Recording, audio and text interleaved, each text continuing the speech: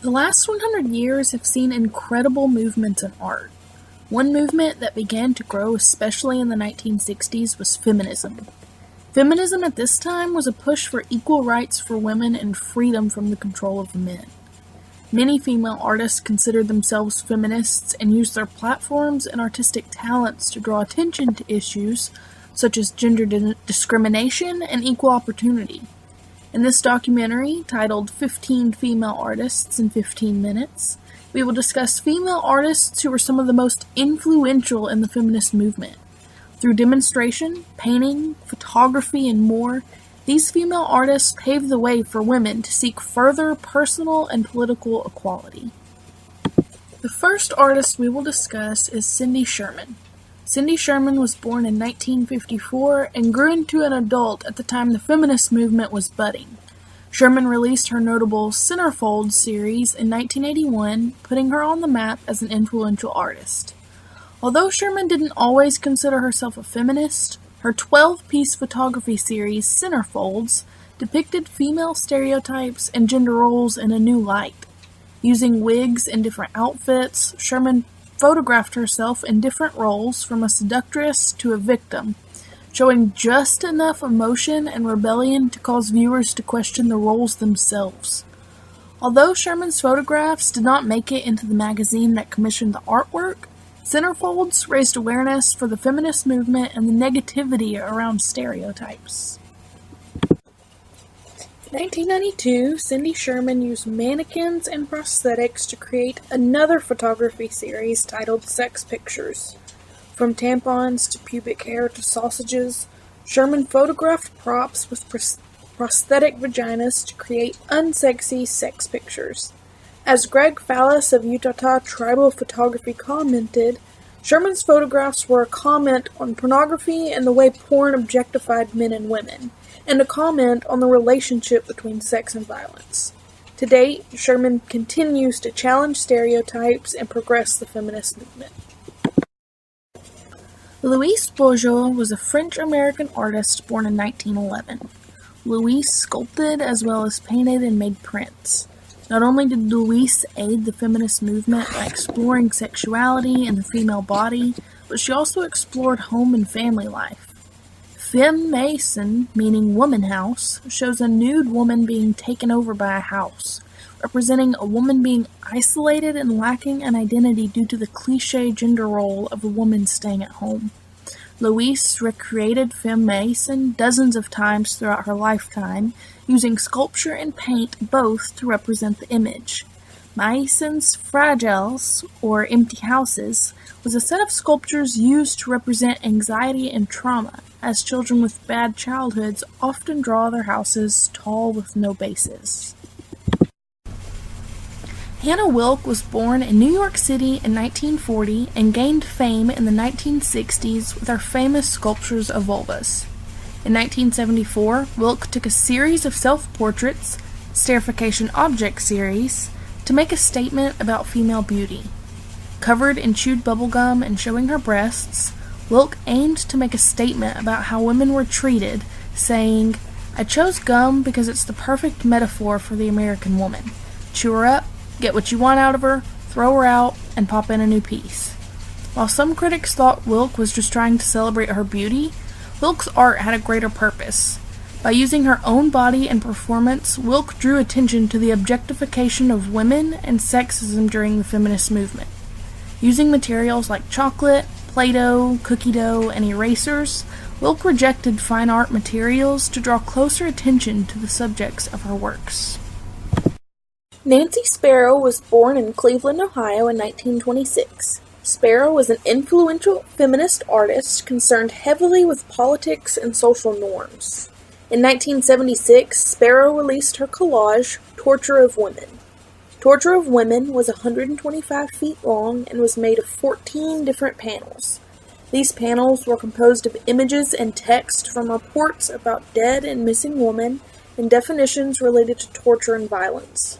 Sparrow is quoted as saying, "I've always sought to express attention in form and meaning in order to achieve a veracity. I have come to the conclusion that the art world has to join us, women artists, not we join it." When women are in leadership roles and gain rewards and recognition, then perhaps we can all work together in art world actions. Sparrow's ambitious and detailed collage showing social injustices towards women is a perfect example of feminist artwork and the dedication these female artists had towards equality for women. The next two female artists I will discuss, Leslie Lebowitz and Suzanne Lacey, worked together to produce In Mourning and in Rage, a public demonstration that occurred in Los Angeles. Leslie Lebowitz was born in 1946 in Pennsylvania. Studying at the Otis College of Art and Design, Lebowitz's art is included in the Museum of Contemporary Art and the Getty Museum. Suzanne Lacey was born just a year before Lebowitz, in 1945, and called Wasco, California her home. With several awards under her belt, including the Guggenheim Fellow, Public Art Dialogue Annual Award, and the Women's Caucus for Art Lifetime Achievement Award, Lacey is a well-known and well-respected female artist. Having learned about female identities, women's bodies, and social conditions in a feminist art program, Suzanne Lacey wanted to increase social awareness about women's issues. Amidst the media being peppered with random murders of innocent women, Leslie Lebowitz, many participants, and Suzanne Lacey began a public demonstration of grief, in which 60 women followed a hearse through town to the City Hall, where roped women climbed out of the hearse and gathered on the City Hall stairs. The women then performed another demonstration in which different forms of violence against women were announced, and the chant, "In memory of our sisters, we fight back," was shouted. This event was covered by the media, and Lacey's message reached an even larger audience, bringing attention to women's issues and progressing the feminist movement. In response to this event, hotlines were created and self-defense classes were started, helping women all over the city and educating the population. Mary Beth Edelson was born in East Chicago, Indiana in 1933. An author, painter, printmaker, photographer, and more, Edelson's art is shown in the Museum of Modern Art and the Smithsonian.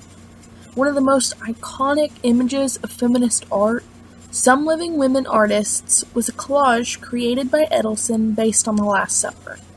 In place of the famous male figures, Edelson pasted images of notable females like Georgia O'Keeffe. With this piece, Edelson challenged the idea of women playing minor roles in religion and history. This piece of art inspired many more female artists to come, and as said before, was a prime example of feminist art. Later on, Edelson photographed and then painted her own nude body, exploring sexuality and destroying social norms. Born in 1939 in Chicago, Illinois, Judy Chicago is an excellent example of a feminist artist, with installations in the Elizabeth A. Sackler Center for Feminist Art. Studying at the California Institute, Judy Chicago wanted to create a piece of art that would represent women reclaiming their homes as more than just a wife or mother, but just as a person with no roles based on gender.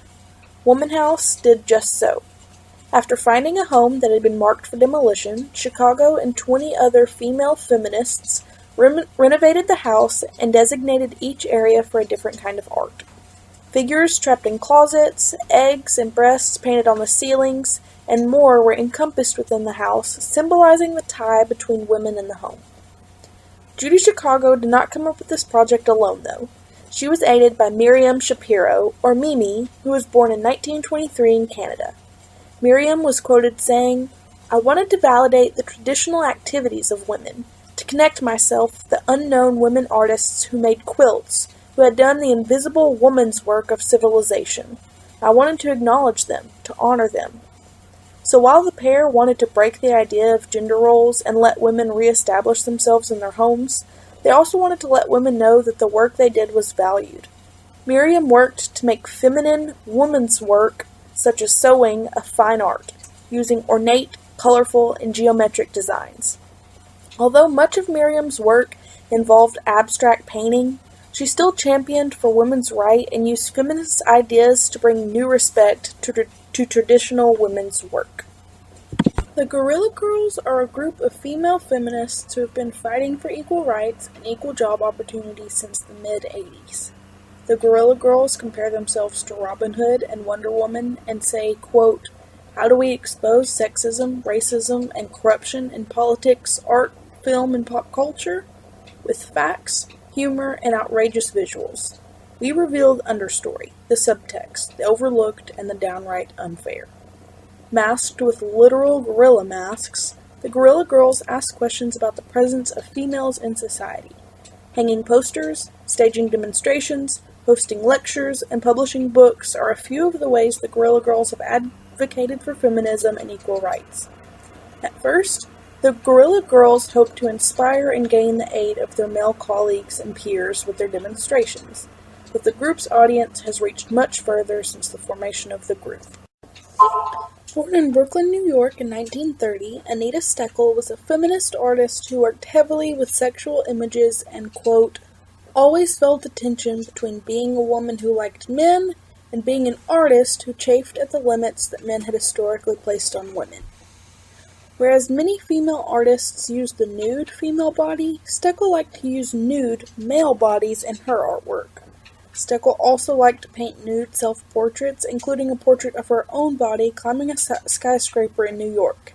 Within her paintings, Steckel challenges the stereotypes of female artists during her time and progresses the feminist movement. Born in 1930 in Harlem, New York City, and more than just a feminist artist, Faith Ringgold is best known for her quilting. Growing up in a period where sexism, racism, and segregation were everywhere, Ringgold used her art to explore race and gender. Once Ringgold gained fame from her artwork, she began to write children's books and participate in feminist organizations.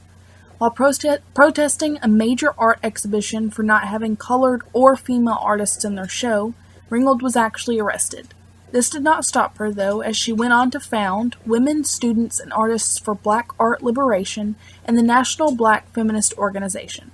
Not only was Faith Ringgold an incredible advocate for female rights, she was an important and historical figure in the fight for the rights of colored people.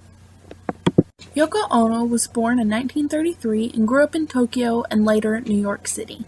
Best known for her performance called Cut Piece, Yoko Ono dressed in nice clothing and knelt on a stage where she invited guests to come onto the stage and cut pieces of her clothing off until she was naked.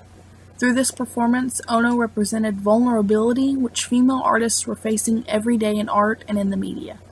Yoko Ono says, "We are now at a stage where we are eager to compete with men on all levels, but women will inevitably arrive at this next stage and realize the futility of trying to be like men.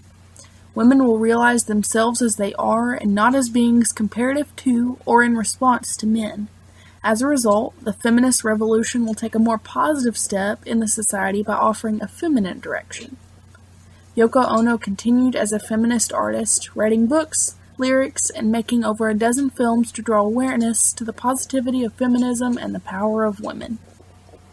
Born in 1939 in Pennsylvania, Carolee Schneemann was a very unique feminist. Well-studied and a professor herself, Schneemann liked to use her body to teach sexuality and gender concepts. In 1975, at an exhibition called Women Here and Now, Schneemann stood in front of an audience and stripped off her clothes until she was only wearing an apron. She then read from the book she wrote, Cézanne, She Was a Great Painter, while she painted her own body. Next, she stripped completely and pulled a scroll from her vagina and started reading from that. The text on the scroll described women as if they could not be logical or rational and could only be emotional and follow intuition. By pulling the scroll from her own body, Schneemann makes a point that only women can truly represent the female experience. Schneemann's bold actions showed that she was in full control of her body and her sexuality, and no one else could dictate those things. Born in Louisiana in 1941, Linda Benglis felt like most female artists, underrepresented in the art community. To challenge this feeling, she created a series of ads to run in magazines. These ads were non-traditional depictions of women to counter traditionality. Benglis's most famous ad was run in Art Forum, cost $3,000, and showed her posing nude with a sex toy and sunglasses. By paying for the ad, Benglis ensured that she could not be censored or ignored. After gaining so much attention from this event, Benglis went on to create even more sculptures and ads with the sex toy. Ultimately, no two feminist artists had the exact same style or message. Every artist was unique in their own way. but each artist contributed significantly in the progression of women's rights. Going even farther than fighting for rights, many of these artists aimed to educate the population about women's issues and societal problems. I believe the feminist movement has been one of the most important and significant movements in art in the last 100 years because it has opened doors towards better jobs, equal pay, and political equality.